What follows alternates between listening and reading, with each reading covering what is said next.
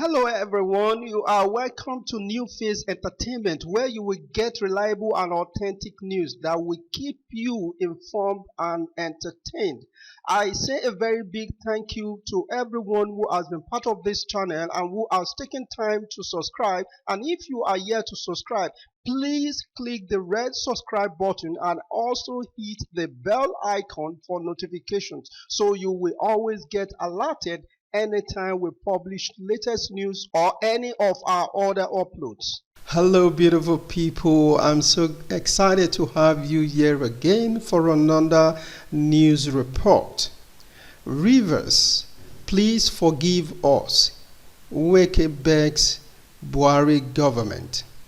The Rivers State Governor, Nyesom Wike, has urged the President Muhammadu Buhari-led federal government to forgive the state for any wrongdoing. Wike prayed the federal government to forgive any perceived wrong they may have warranted federal neglect currently being suffered by the state. Speaking during maiden delivery of liquefied petroleum gas (LPG) to downstream investor, stock gap terminal by the Nigerian Liquefied Natural Gas (NLNG) Bonny in Port Harcourt, Wike pointed out some issues perceived to have warranted federal government neglect in the state. Wike said because its rivers, FG has refused funding the Bodo-Bonny Highway even when NLNG has agreed to bond 50% of the 120 billion naira project cost. Even if Rivers has done anything wrong, please, we are begging, forgive us, but I don't think we have done anything wrong as Rivers people. Rivers is the better place to invest. We continue to support every investment brought here, and the gratitude we get is that key investors are embracing our confidence to invest here, while some people are demarketing the state.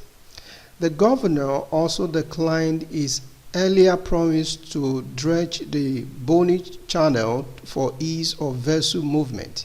He said, "What is the Nigeria Ports Authority doing? Rivers government should now be the one to dredge the channels, and NPA is busy collecting levies and revenues from marine operators. Why should that be? You don't expect me to dredge waterways for NPA to be collecting all the money. You, FG, are building a new port in Lagos, but those in rivers you render idle, grounded with no development attention." Wow, this is more than just a plea. This is also lamenting on the state of the affairs of rivers.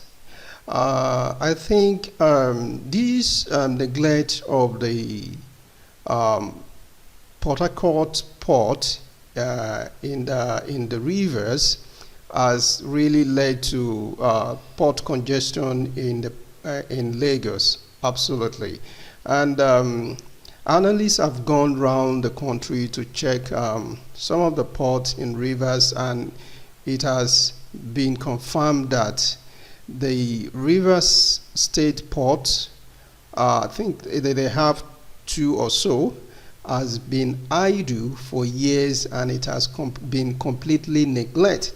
So here it is now, the Rivers State Governor Wike is saying it out here loud and clear, because some people will still come out, because they will come and say that it's a lie, that there are no ports that are idle.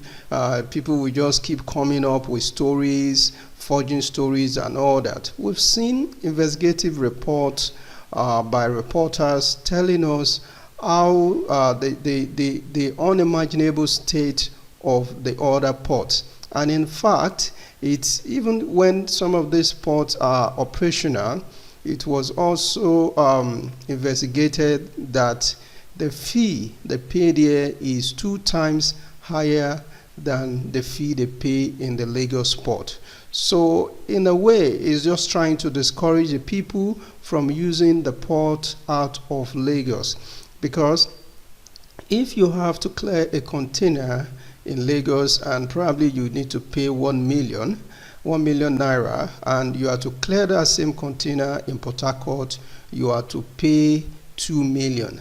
And if you pay 1 million in Lagos and to bring that container to Port Harcourt, you won't spend more than 200,000. So you still have 800,000. So tell me, who will go to these ports to go and import their goods? None. So that is why, except for those that have to import materials that is going to cost more than importing it through Port Harcourt. So they wouldn't mind in terms of paying for that, for the high fees. And the governor here is complaining openly. This is not something that is said that the spokesman of the governor that is saying this, or the special assistant that is saying this, or the PRO or whatever. This is coming directly from Governor Wike, the Rivers State governor.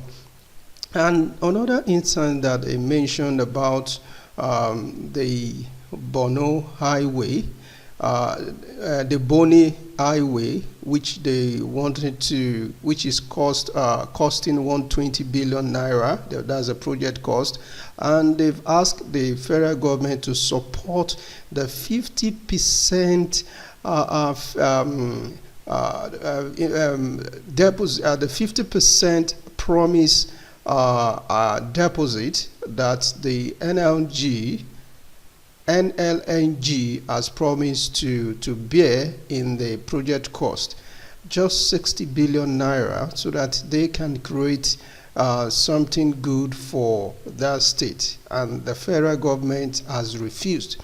Now it is being said clearly, and we can hear it in his speech, that this is what is happening.